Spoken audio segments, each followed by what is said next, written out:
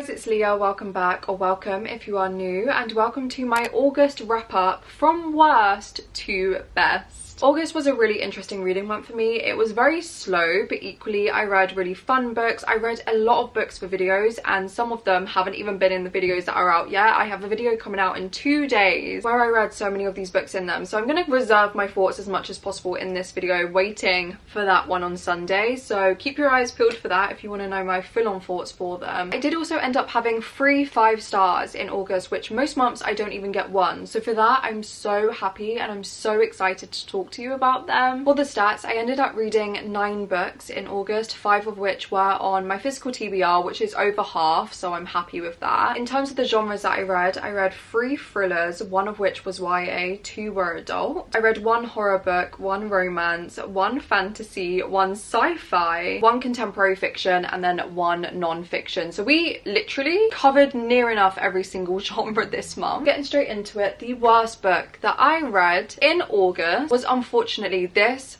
Violently Hurt Me, Death at Morning House by Maureen Johnson. One thing about me prior to reading this book, I have always been a Maureen Johnson fan. The Truly Devious series is one of the book series that got me back into reading for enjoyment. Absolutely adore the Truly Devious series. Every single thing that she has released in that sort of universe, I have absolutely loved. So I went into this also expecting to love it, and on the basis that it was the worst book that I read in August, you can tell that I didn't. I ended up rating this 2 stars. When I tell you, this broke me, because now I literally had to have a long sit down in the mirror and was like, girl, if you don't love Maureen Johnson, who are you? That's how drastic it felt. I am absolutely not going to sit here and say that I will never read anything from Maureen Johnson again. I will absolutely pick up still anything she releases on the basis of how much I love the Truly Devious series. It was just such a shame and such a surprise that I didn't love this one. Not necessarily as much, but I just didn't love it, period. But in Death at Morning House, we are essentially following our protagonist Marlowe, who accidentally sets a house that she is kind of house sitting on fire via a scented candle. Obviously this is an absolute accident, but everyone starts ghosting her and acting really strange around her. So what do her parents think is the best idea? Ship her off to one of the most infamous and historical houses in her sort of town. I don't get it, but there she encounters the history of the home, how there was once a family living in this house where 2 deaths of the children occurred, but it was all left very open, very under mysterious circumstances, we'll say. From there on, we follow 2 timelines. We follow the one in present day with Marlowe as she is in this house and she is meeting the people who also work at this house, are unveiling all of the secrets. And then we also followed the past and the family when they were living in this house when 2 of the children ended up dead. I will start with the only positive that I have. The vibe and the atmosphere in this was okay. Like, I think that Maureen Johnson does such incredible atmospheres. That is one of the main reasons I adore the Truly Devious series so much. In terms of Maureen Johnson's writing style too, she absolutely writes page turners. You will want to binge read this. I did buddy read it with one of my best friends, but we ended up reading like the first 200 pages in one sitting. If you want a fast-paced YA thriller, Maureen Johnson Endlessly is incredible for that. In terms of the protagonist, I did not like our protagonist at all. I thought that her motives were incredibly strange and kind of ill-driven. This is also meant to be sapphic, but I did not like the way our protagonist kind of just her attitude towards other girls and other women. I didn't like it. Her commentary and her dialogue, guys,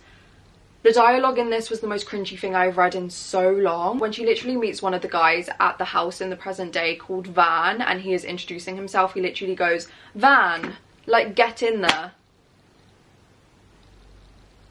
Am I supposed to laugh? Equally, unfortunately, this is a thriller, so despite it being a YA thriller where I will absolutely expect predictability sometimes and it not to be the most gruesome, dramatic thing in the world, I do expect some sort of thrilling element or like some sort of figuring out. It really did feel like Marlowe was given every single answer and every single secret on a silver platter. Like, she did no figuring out for herself, and that's absolutely fine. I don't want my main characters that I read in every YA thriller to be detectives or to like try and solve a case, but this is a YA thriller and there was nothing thrilling about it. I just think unfortunately this was absolutely not for me. I am definitely still intrigued to see what Maureen Johnson does next, especially in terms of the Truly Devious series. Undoubtedly I will be picking that up and hopefully I will love it. That was Death at Morning House, was not for me. I ended up rating it 2 stars. The next worst book that I read in August is one that I have coming in a video in literally 2 days time, so I'm not going to go too in depth with my thoughts, but it is First Lie Wins by Ashley Elston. As I said, I'm not going to go very in depth in this. I'm not even going to give you my rating, I don't think, but I will tell you briefly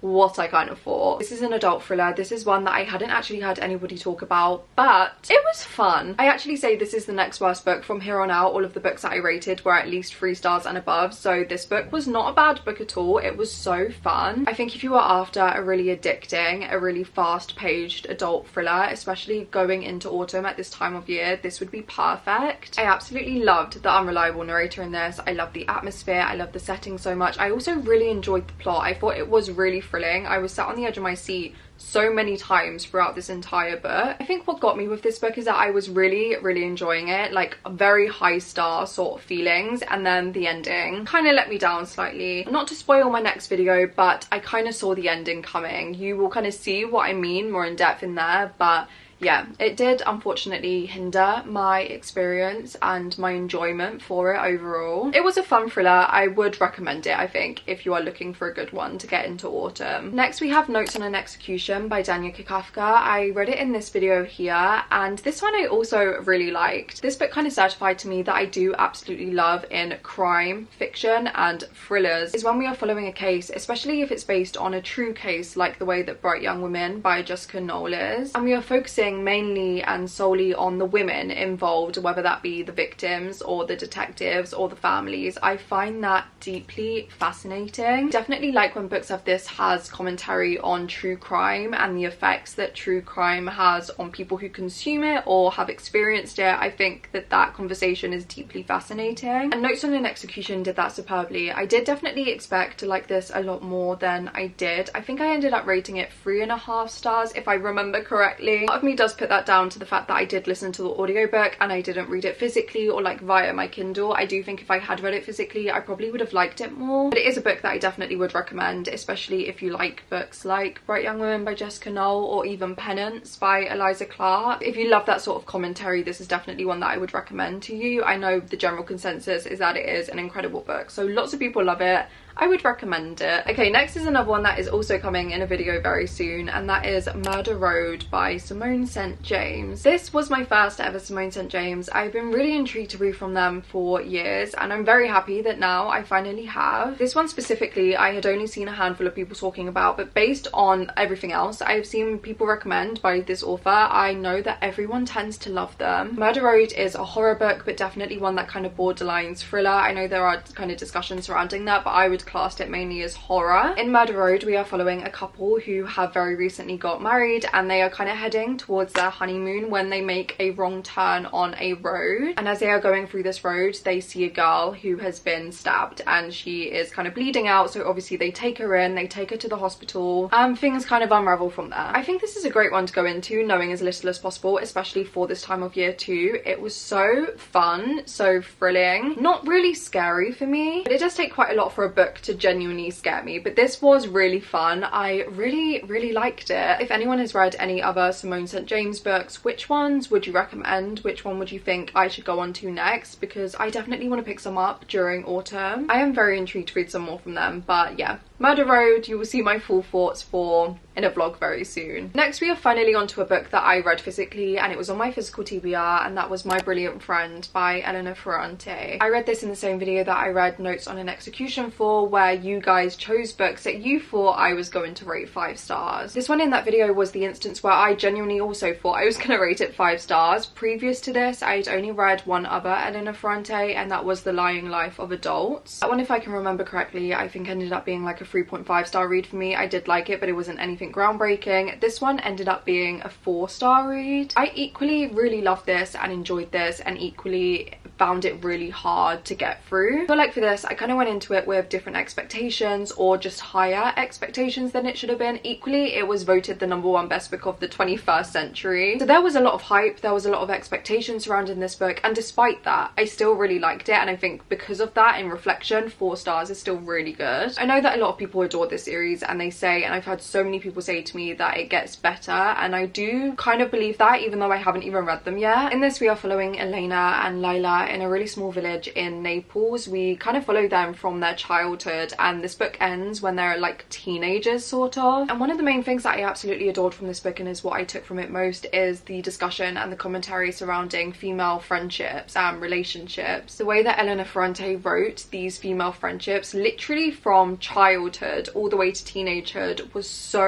raw and so realistic. I think that she voiced and she narrated so many thoughts and feelings that as girls we feel but we never want to admit and we never want to say and voice out loud, and I think that was really powerful. I absolutely adored the historical sort of setting in Naples. I thought that that was beautiful. This book equally is quite hard-hitting. It speaks at length about abuse and parental abuse and child abuse, but equally these girls are taken advantage of in so many different ways. So I would definitely check trigger warnings for this, but it is such a powerful read. I think on the basis that I imagine the quartet follows these two characters still throughout their entire life, I'm probably gonna love it, and I'm probably gonna love the second book even more than I did this one. I really don't know when I'm gonna get to the next one, but I am definitely carrying on with the series. Like I said, I do think it's one that I'm gonna love the more I read further on in it. That made no sense, but you know what I'm trying to say. I am just so happy that I finally read this, and I now know what people are talking about when they discuss it. 4 stars. I would recommend it if you like that sort of vibe. Otherwise, if you don't like character analysis and you don't like character driven stories, don't read it, but otherwise I would recommend. Oh my god, then we have the only fantasy book that I read in August, and I absolutely loved this. It was Evocation by S.T. Gibson. Honestly, I'm not surprised that I fell head over heels for this, because I adore everything that S.T. Gibson has ever written. A Diary of Blood I read years ago, and I rated that one 5 stars, and then An Education in Malice I believe I read last year, and I rated it like 4.25, 4.5 stars. This one, Evocation, I ended up rating 4 stars. I absolutely adore it. I don't know what crack S.T. Gibson puts in their books, but I fall in love with them every single time. The atmosphere, the writing, the characters, the plot. I could read about them forever. As always in S.T. Gibson's books, they tend to be dark academia, they tend to discuss polyamory, and this one was absolutely no different. All you should know before going into this is that we are following a protagonist named David, who is very broody and like not very likable at all, but you will fall in love with him. You will come to love him off of the first page, despite him being so ignorant. You will love it. We kind of go into it as we follow the society, and we follow David as he starts to believe that a curse has been put upon him. He then goes to his friend and ex something or another, who he goes to for help alongside Reese's wife, and this was just phenomenal. The discussion surrounding love and relationships I thought was through the roof. The atmosphere is the #1 things that I take from S.T. Gibson's works, and they are perfect for this time of year. Like, if you want a good fantasy autumnal read, pick this one up. But yeah, unsurprisingly to I'm sure everyone, and equally myself, because it's S.T. Gibson, I will read anything they have ever released, and they will continue to release. I absolutely loved it and would definitely recommend. Now we're on to my top 3 books of August, and I'm not gonna lie, all of which I am gonna spoil one of the books, like the rating for one of my books, in the next video that is going up. I cannot believe that I got 3 5 stars in August. It genuinely blows my mind and fills me with so much joy. But the next one I would have to say is Philosophy of the Home by Emmanuel Coquia. And guys, this is a non-fiction. Who the thought that I would rate a non-fiction 5 stars? Not me. I loved this. I feel like I've spoken about this book so many times and no doubt sound like a broken record, so I'm not going to spend too much time on this one. This is a non-fiction book discussing obviously the philosophy of the home, what makes a home, what quantifies a home, things in a home like wardrobes or artifacts in a home or like bedrooms, and this author takes them and explains their philosophy and their importance and equally their ignorance, and it's just so beautiful. A lot of this reads like fiction. His information and his philosophy and his beliefs surrounding all of this is so digestible and so accessible. I would wholeheartedly recommend this. I did pick it up as research for my own novel, but I feel like I would have enjoyed it nonetheless despite all of that. Even if I picked it up for enjoyment, I would have, like, I don't even know what I'm saying anymore. I just absolutely adored this. 5 stars. Please, please pick it up, even if you do not read non-fiction. Next, we have the romance book that I read in August, and the one that is in the next video that I have coming. I feel like I keep saying that. I'm so sorry. It's probably really annoying. But it is A Love Song for Ricky Wilde by Tia Williams. This was my first ever Tia Williams. I tried reading 7 Days in June this year. Wasn't really feeling it, but I know that that's going to be a 5-star read for me. It's a 5-star prediction, so I wanted to save it for the right time. But in the meantime, I decided to pick up A Love Song for Ricky Wilde, and this was 5 stars. This book broke me. I very rarely cry at books, but this book, I sobbed at the end. I sobbed like a little bitch. You will see it was quite traumatizing actually. This book was absolutely phenomenal. In this we are following Ricky, who is a character who is very wealthy. She comes from a very rich sort of family, but her beliefs and their beliefs don't really align. She kind of wants to go and do her own thing in life. She wants to be her own person. She wants to have her own job, and her dream has always been to open a flower shop, so that she goes and does. And I really think, as much as this book you should go into knowing that it is a romance with magical realism, which is something that I have established I adore, and that it is dual timeline, and we follow two POVs of Ricky and then the male love interest, who you will come to love just as much as Ricky. I adored the fact that I love them as individuals, but equally when they came together, oh my god, I haven't had this sort of reaction reading a romance book in so long. This book absolutely floored me. I loved the romance, I loved the setting of New York, I thought it was magical. I obviously loved the magical realism element, and I loved all of the secondary characters so much. They were so fleshed out, they felt so real and so imperative to the story. If you have read this, you know what happens at the end to make a bitch cry, and oh my god,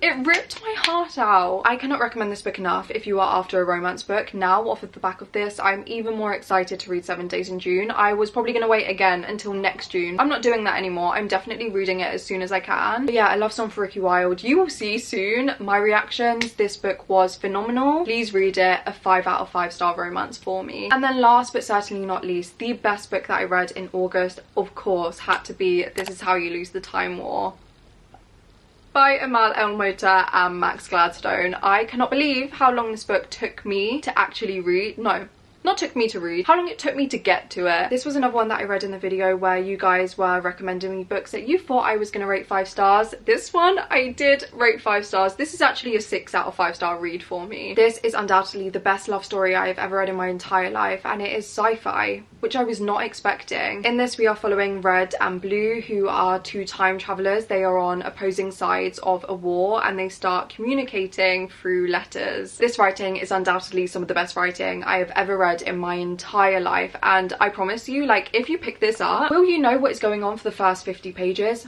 No, babe, you will be so confused, but please stick it out. It gets phenomenal and it gets so good, and you will instantly start understanding what is going on. Everything will click. The ending of this too floored me. I shed a tear. Undoubtedly going to be one of the top 10 books that I read this year, and I feel like I am just never going to shut up about it. If you have read it, please talk to me about it. I need to have discussions with it. Or if you haven't, please take this as your sign to pick it up, because oh my god, it was phenomenal and so beautiful. But yeah guys, those were all of the books that I read in August. If you have read any of the books that I also read, please let me know what you thought about them, whether you liked them or you disliked them. Also feel free to let me know what you read in August. What was your worst book or what was your best book? I would love to know. If you watched until the very end of this video and you don't really know what to comment but you want to show you stayed until the end, comment any blue emoji, obviously, or any red emoji, blue or red, for This Is How You Lose the Time War. And yeah guys, as always, thank you so much for being here and for spending some time with me. I hope you enjoyed, and I hope to see you again really soon with another video.